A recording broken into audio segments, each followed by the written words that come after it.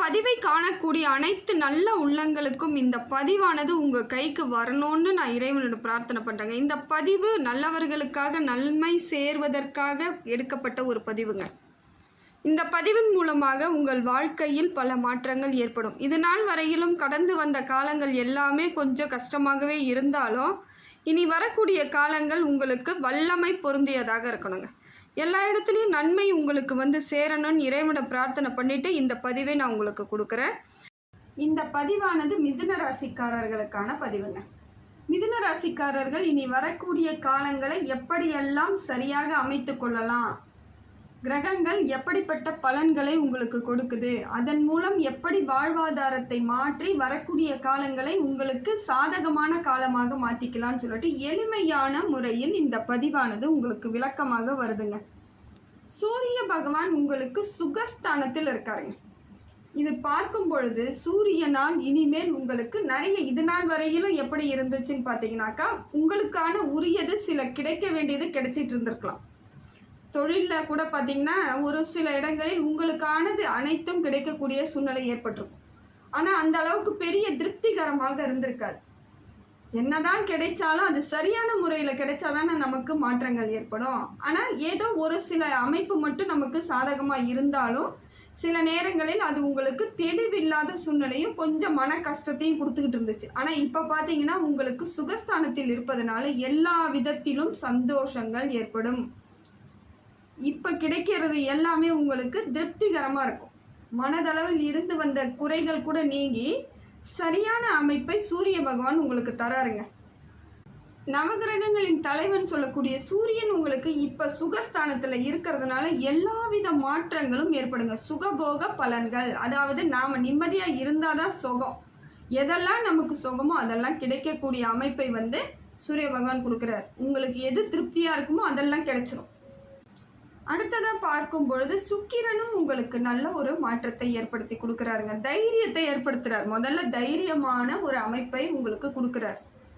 இப்போ பார்த்தீங்கன்னா உங்களுக்குள் தெளிவான முடிவுகளை எடுக்கக்கூடிய அமைப்பு ஏற்படும். ஏன்னா ஒரு குழப்பம் இருந்ததுன்னா தைரியம் இருக்காதுங்க.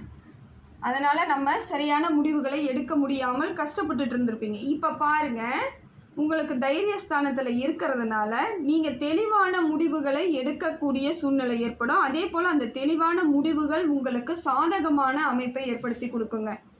தொழிலில் உங்களுக்கு உரிய அனைத்து மாற்றங்களும் ஏற்படும். தொழில் வளர்ச்சி நல்லா இருக்கும். பொருளாதார ரீதியாக இருந்து வந்த பல சிக்கல்கள்லாம் தன்னால் நீங்கும். இதுக்காக நீங்கள் எந்த முயற்சி பண்ணாமல் அமைதியாக இருந்தால் கூட அந்த அமைதியை கூட உங்களுக்கு சிக்கல் இல்லாமல் தெளிவை ஏற்படுத்தி கொடுக்கறதா இருக்கும். அதனால் வருமானம் அதிகரிக்கக்கூடிய சூழ்நிலை ஏற்படுங்க. இப்போ வருமானம் சரியாக இருந்தால் தானே நாம் எந்த முடிவு எடுத்தாலும் அதற்கு சரியான ஒரு அமைப்பு ஏற்படும். அதனால் இப்போ பார்த்தீங்கன்னா வருமானம் உங்களுக்கு தகுந்தாற் போல் மாறக்கூடிய அமைப்பு இருக்குதுங்க.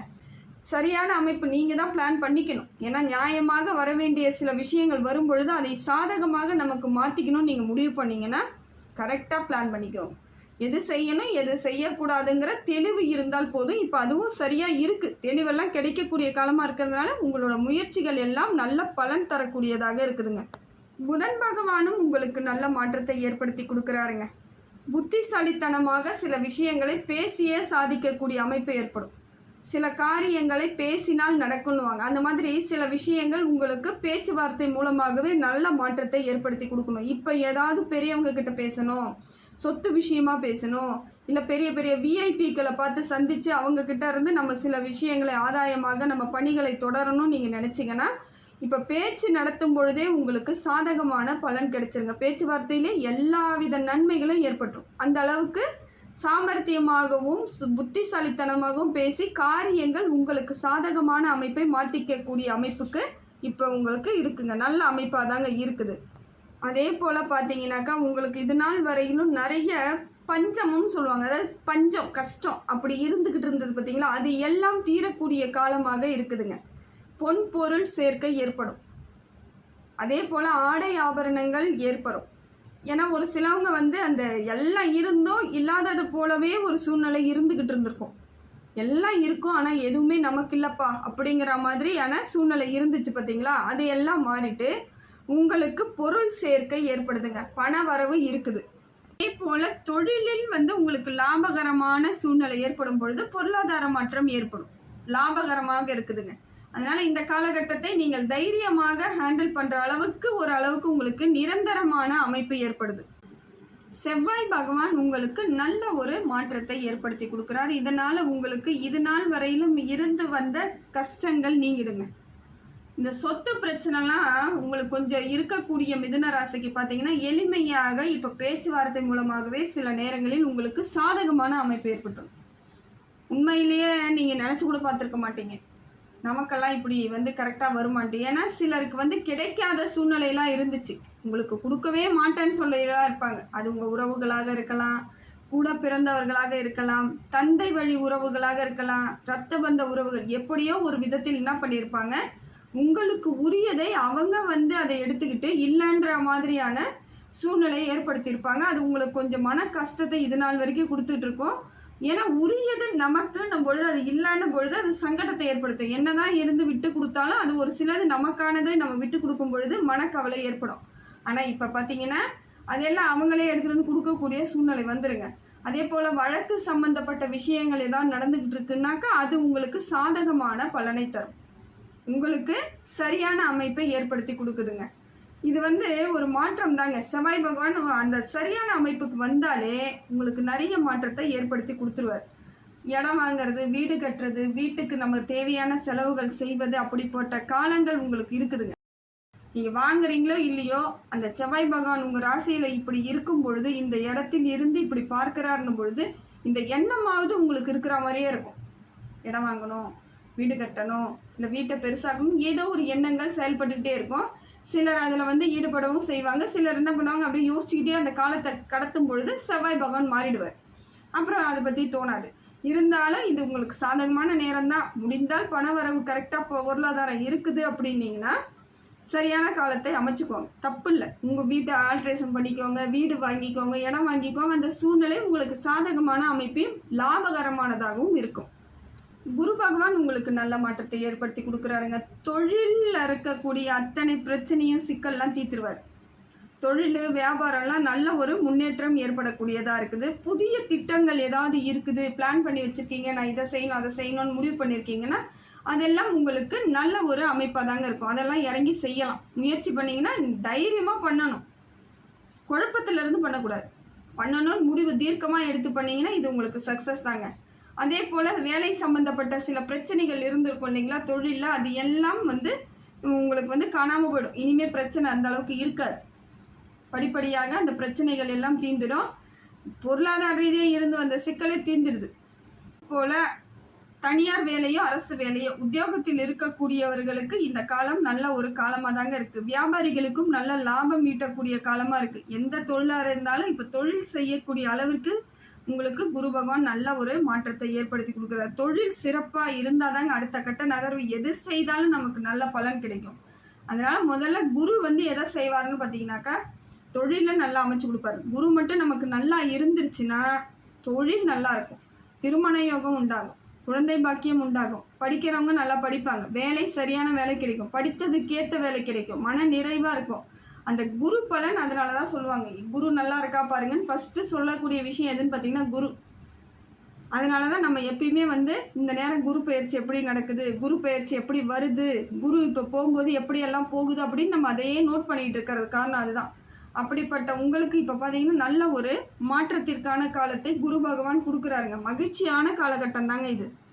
அதே போல் சனி பகவானும் உங்களுக்கு ஒரு நல்ல அமைப்பில் இருக்காருங்க. அதுவும் வக்ரச்சனியாக இருக்கிறது பரவாயில்ல, சுமாரான பலன். சனி பகவானால் உங்களுக்கு பெரிய பிரச்சனைகள் கிடையாது. தேக ஆரோக்கியம் நல்லாயிருக்கும். தொழிலில் ஓரளவுக்கு அவரால் முடிந்த அளவிற்கு உங்களுக்கு மாற்றத்தை ஏற்படுத்தி கொடுக்குறாரு. பொன் பொருள் ஆபரணங்கள் சேர்க்கையெல்லாம் இருந்துச்சுன்னா அதெல்லாம் சேர்த்துக்கலாம். இப்போ உங்களுக்கு அதை கொடுக்குறாரு. நல்ல ஒரு அமைப்பு தாங்க. சனி பகவான் ஓரளவுக்கு கௌரவமாகவும் அந்தஸ்தாகவும் உங்களை வாழ வைக்கிறதுக்கு லாபகாரமாக இருக்காருங்க.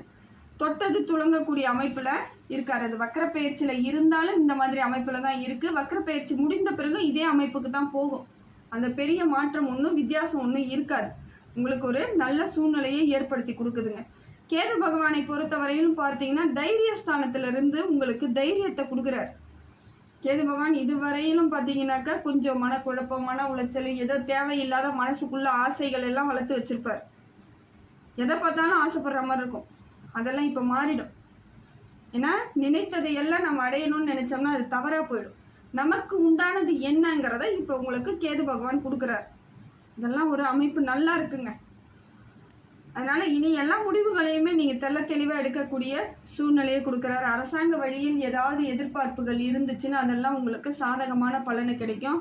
இடம் வாங்குறது, வீடு கட்டுறதெல்லாம் அரசாங்கம் மூலமாக நீங்கள் லோன் எடுத்து நம்ம கட்டலாம் அப்படின்னு நினச்சிட்டு இருக்கிறவங்களுக்கு கிடைக்கக்கூடிய பாக்கியம் இருக்குங்க.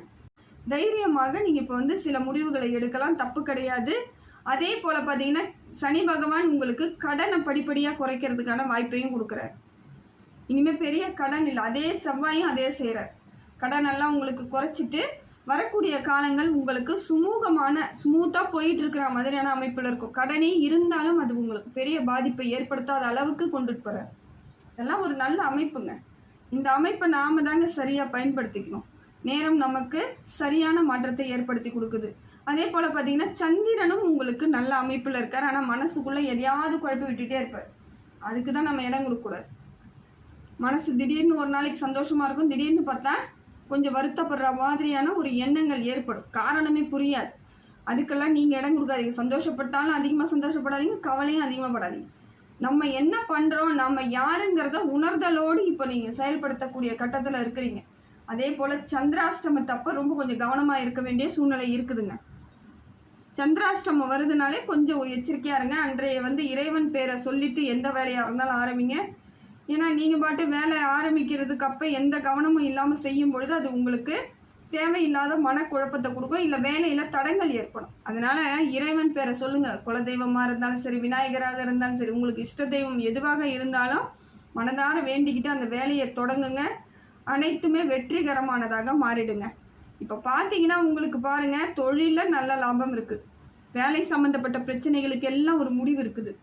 வேலையில் இருக்கக்கூடியவர்களுக்கும் நல்ல ஒரு மாற்றம் இருக்குது.